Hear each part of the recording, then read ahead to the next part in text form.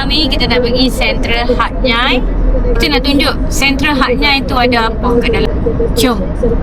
Kita dah sampai Central Hat Nyai tu dekat situ. Sebelah ni Makro. Bila nak masuk sini kena sediakan pasport. Dia akan check connect dekat belakang. Dia akan check. Okay. Ni kita parking dia. Lepas tu nanti kita akan turun.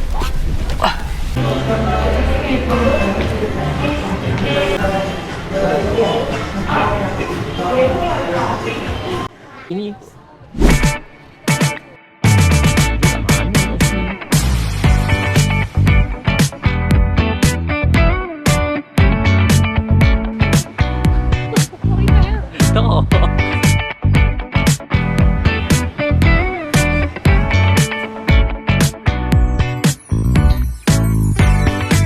changer? Yes, one on that right side. Oh, tak bang.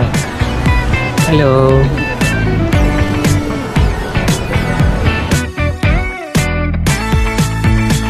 กับงานของกันชั้นหนึ่งศูนย์การค้าเซ็นทรัลหาดใหญ่แห่งนี้นะครับจัดการดีๆแบบนี้นะฮะกับ OS Orang tak habis orang ni.